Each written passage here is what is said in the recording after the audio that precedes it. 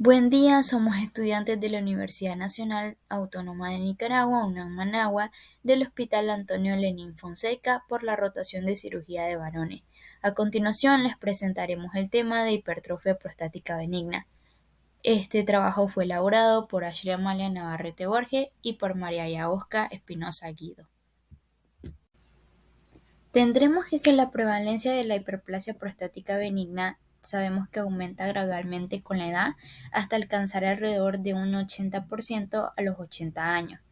Y dentro de los síntomas que motivan a la consulta, tenemos de que no siempre la clínica se va a relacionar con el tamaño de la próstata, ya que existen pacientes asintomáticos que de hecho tienen una próstata muy grande y pacientes con una próstata pequeña responsables de una disuria mayor.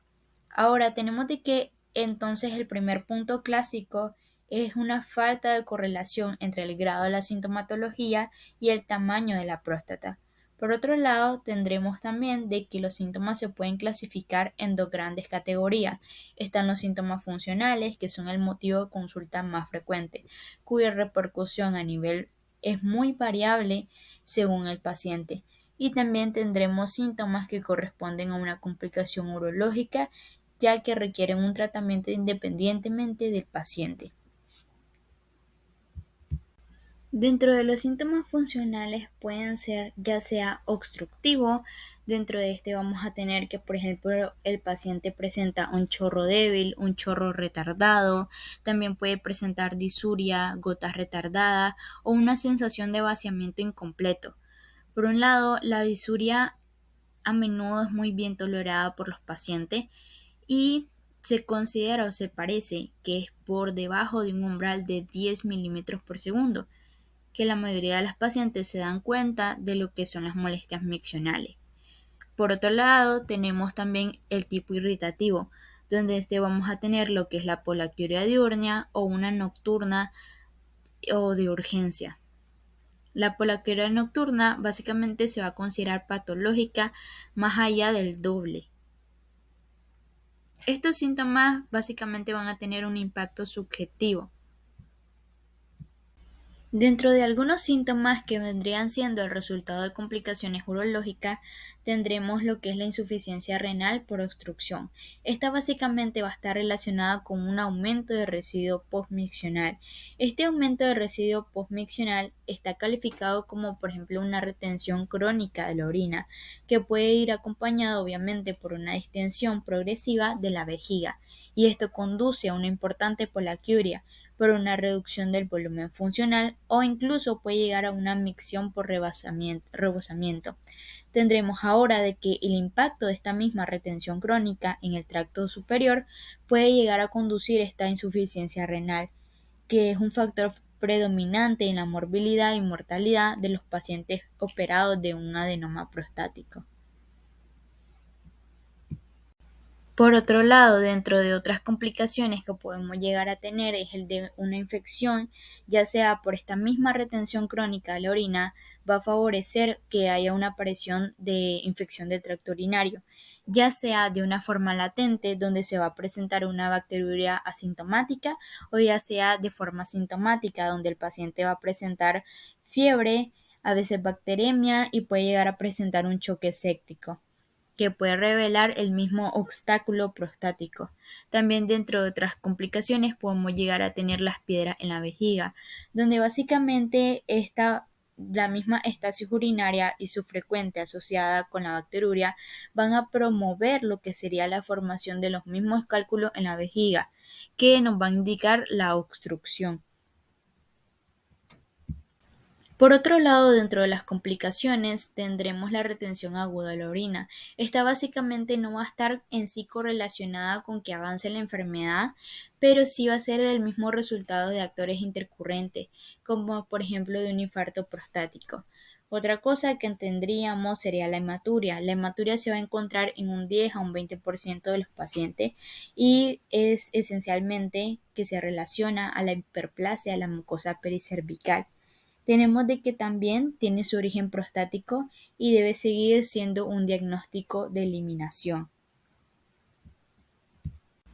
Dentro de los exámenes complementarios en el hilio de la hipertrofia de la próstata, básicamente vamos a tener una medición de lo que es la disuria, el grado de disuria del paciente, también se evalúa el volumen del adenoma prostático y también se va a especificar el impacto de las aguas arriba en el tracto urinario, al igual que se buscan lesiones tanto asociadas como infecciosas, tumorales, o litiásicas. Básicamente, en la medición de la disuria se va a considerar una disuria cierta y significativa si el flujo máximo de orina por segundo es menor de 10 mililitros para una cantidad miccional superior a 150 mililitros.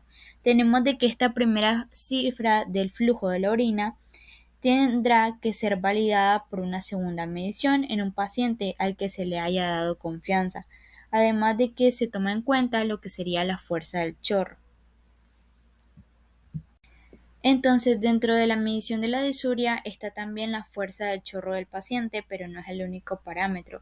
También tendremos la presión de la vejiga miccional, que es un parámetro mucho más importante, pero que en la práctica no se mide porque va a involucrar una instalación de una sonda para realizar una cistometría.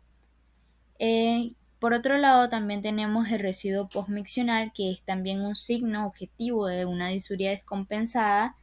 También tendremos lo que sería una ecografía postmiccional, que es, por decir así, la forma más inocua de medir el residuo, pero este también sigue siendo aproximado.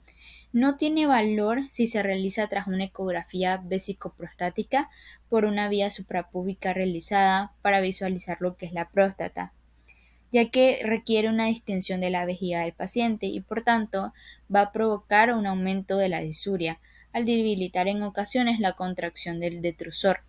Ahora también tenemos de que para que sea validada la medición de la ecografía suprapúbica de residuo debe ser realizado por un urólogo después de lo que es la micción fisiológica en el inodoro y esta también es validada por una segunda medición a distancia de la primera.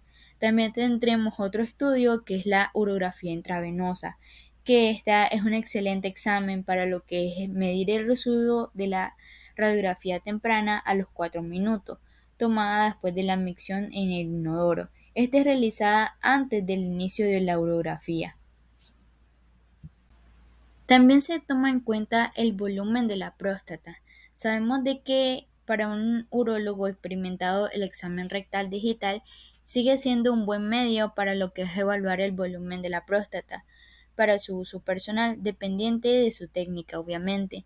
Tendremos de que esta medida puede ser más precisa en un estudio de radiografía miccional de la urografía y pues se toma en cuenta la importancia de la protrusión prostática, ya que va a proporcionar al doctor una información sobre el volumen del lóbulo medio. También tendremos de que la longitud que separa el verum montanum del cuello de la vejiga indica claramente lo que sería la altura de los lóbulos laterales y con ello permite juzgar el volumen. Además de que si deseamos obtener una cifra, por ejemplo en centímetros cúbicos, se debe usar una ecografía transrectal para medir los diferentes ejes de la glándula. Dentro de la evaluación de las complicaciones infecciosas, sabemos de que habitualmente la hipertrofia prostática benigna por sí sola en sí no va a provocar una infección, salvo que haya una contaminación iatrogénica, ya sea por un cateterismo involuntario o por una misma prostatitis, una litiasis, un tumor vesical asociado. Tenemos de que si la orina es clara, de nada sirve solicitar una citobacterióloga urinaria con un antibiograma. Por otro lado, Pasando será a otro necesario en aspecto, un tenemos preoperatorio diferencial de inmediato si se ha diagnóstico. decidido ya sea un tratamiento quirúrgico.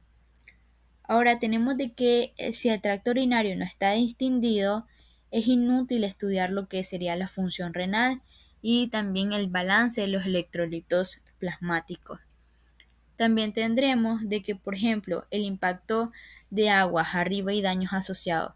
Tenemos de que esto se va a hacer por una urografía intravenosa, ya que, como lo mencionamos anteriormente, es el mejor examen para valorar la existencia de los cálculos, ya sea renales, vesicales, prostáticos, repercusión renal, estasis en los uréteres pélvicos o su deformación en arnés. Hilio urodinámico de la hiperplasia prostática benigna. Tenemos de que un adenoma de la próstata puede manifestarse ya sea clínicamente porque hay diferentes signos de obstrucción, dentro de ellos está la disuria, una retención y también pueden ser irritativos que puede ser la poliaquiuria o la urgencia. Tendremos de que se da una disuria objetiva y se comprende el mecanismo de la disuria. Esto lo podemos ver a través de lo que es una flujometría que permite objetivar la disuria. Ahora tendremos de que ya sabemos de que clásicamente se va a aceptar a un caudal máximo inferior a 10.000 mililitros por segundo, lo que va a traducirnos a un obstáculo en la mayoría de los casos. Esto entre 10 a 15 mililitros por segundo, donde es probable una obstrucción. Más allá de 15 mililitros por segundo, el obstáculo es más improbable. Tendremos de que los mecanismos de obstrucción por una hipertrofia prostática benigna básicamente pueden ser múltiples. Dentro de los más comunes se va a tener en cuenta una consecuencia del aplastamiento uretral. Esto ya que el agrandamiento de la próstata va a provocar que se estreche la uretra prostática y el flujo de la orina se va a acelerar al nivel de este estrechamiento y puede llegar a conducir a una misma dilatación postestriccional de la uretra vulvar. Además de que esta misma compresión de la uretra prostática puede ser ya sea asimétrica y esto básicamente lo que nos va a conducir es a una deformación del canal uretral. Esto se puede detectar mediante una uretroscopía o una uretrografía retrógrada miccional.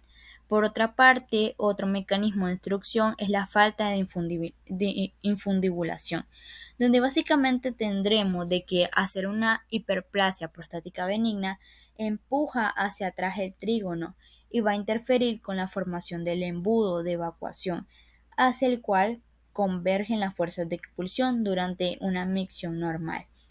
Entonces, básicamente, esto lo vamos a poder detectar. El defecto de infundibulación se destaca a través de una ecografía durante la micción. Por otra parte, tenemos la hipertonía uretral, donde básicamente esto va a conducir a un aumento de la resistencia uretral por una hiperestimulación de los receptores alfa-adrenérgicos a nivel del cuello de la vejiga y la uretra proximal. Esta misma hiperactividad simpática nos va a dar como resultado una marcada elevación de las presiones de cierre durante el perfil uretral. Este mismo se va a llevar a cabo por un test terapéutico con alfa bloqueantes por vía intravenosa. Tenemos de que en el caso de que sea una prueba positiva, va a provocar una caída de las presiones de cierre de al menos, por ejemplo, un 30% y se puede superponer que el obstáculo es funcional y posponer un tratamiento médico. Dentro de un abordaje diagnóstico de estos pacientes con síntomas subjetivos de un prostatismo con mínimo, básicamente vamos a tener de que se da una evaluación de los mismos síntomas, esto mediante el SSPOMS y una pregunta sobre la calidad de vida del paciente. Ahora también tendremos en cuenta lo que es una historia clínica adecuada, el examen físico. Este va a ser más que todo centrado en el tracto urinario, que va a incluir, por supuesto, el examen rectal digital y también un examen neurológico. También tendremos en cuenta lo que es el análisis de orina, que va a consistir en una tira reactiva o ya sea el examen microscópico del sedimento urinario. Otra cosa que vamos a tomar en cuenta es la medición de la creatinina sérica, que es la vista de los resultados, va a ser como una valoración mínima que el médico debe realizar exploraciones optativas. Eh, Dentro de los exámenes optativos tendremos de que estos no se lo van a recomendar a todos los pacientes, sino que son en circunstancias especiales. Y entre estos exámenes tenemos la imagenología, que la ecografía es el examen de elección, y pues básicamente este va a analizar cuatro parámetros que sería el volumen prostático, el volumen del residuo, el estado de la vejiga, el tracto urinario superior, la presencia de una patología asociada, ya por ejemplo si el paciente tiene tumores, litiasis, etcétera. También otra prueba que se toma en cuenta es el PSA, que es la determinación del nivel sérico de antígeno prostático específico. Este básicamente es en la búsqueda del cáncer de próstata. Por otro lado, tenemos la flujometría, que este examen es bien correlacionado con la disuria. También tendremos el residuo postmiccional, la uretrocistoscopía. Esta solo es útil antes de la operación. También tendremos los exámenes urodinámicos especializados, ya que en este se hace un estudio de presiones de flujo, perfil con urea y un electromiograma. Ahora tomaremos en cuenta las indicaciones del hilio urodinámico en pacientes con una hipertrofia prostática benigna, donde ellas vamos a tener, por ejemplo, el cribado y el seguimiento de pacientes disúricos. También si existe una existencia de síntomas inusuales, como por ejemplo signos irritativos como la poliquiuria, urgencia o sobre los obstructivos, en ausencia de una infección del tracto urinario y también de trastornos neurológicos. También si hay una complicación de varias patologías, una combinación, como por ejemplo una hipertrofia prostática, también hay enfermedad de Parkinson tratada, diabetes, etc. Pasando a otro aspecto, tenemos diferencial de diagnóstico.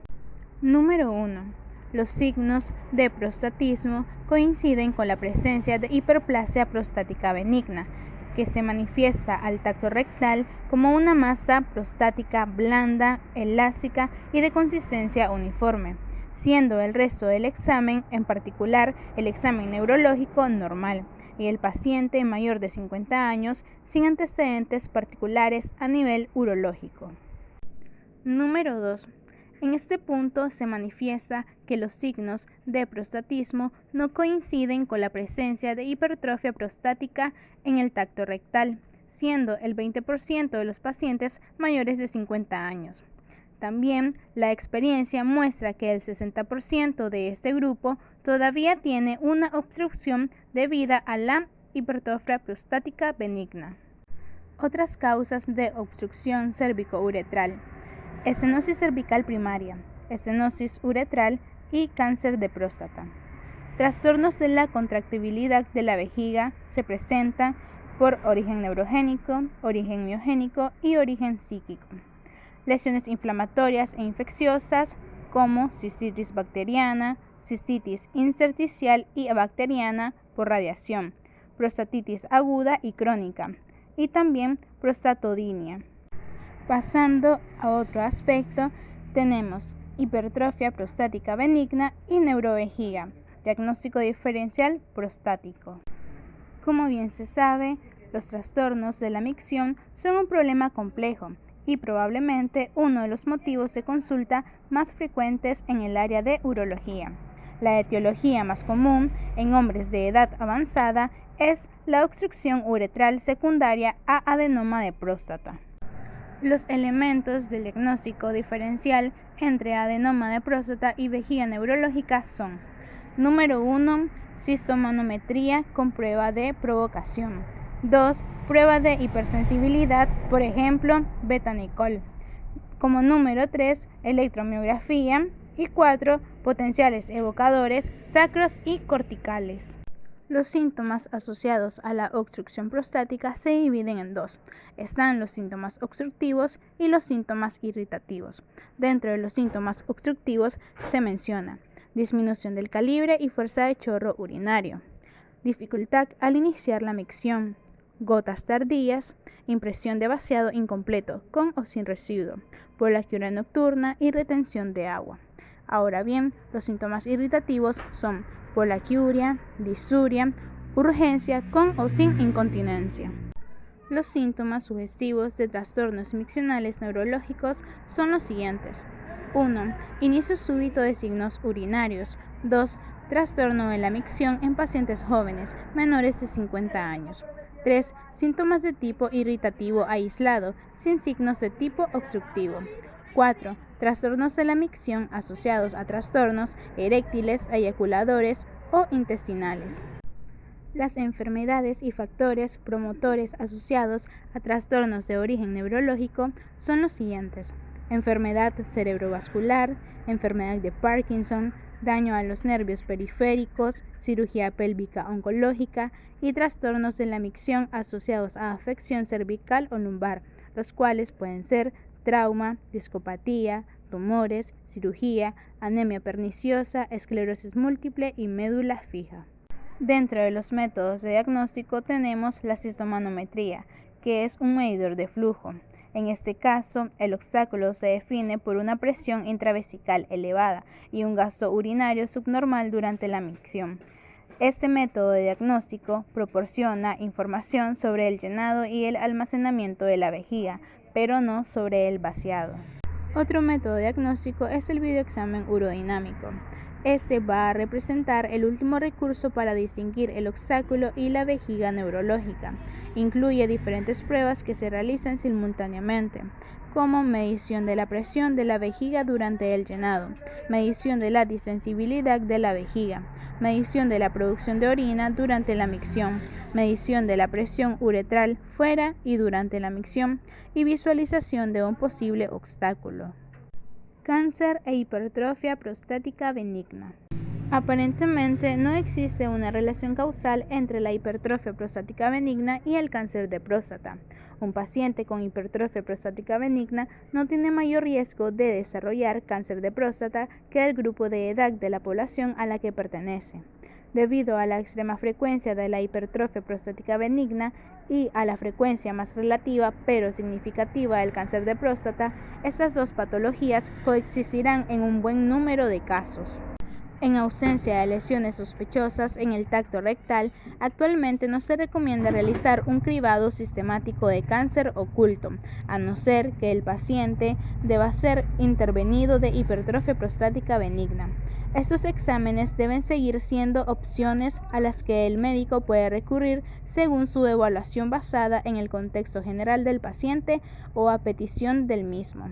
Un nódulo considerado sospechoso por un examinador familiarizado con el tacto rectal tiene un 30% de riesgo de ser cáncer en la biopsia.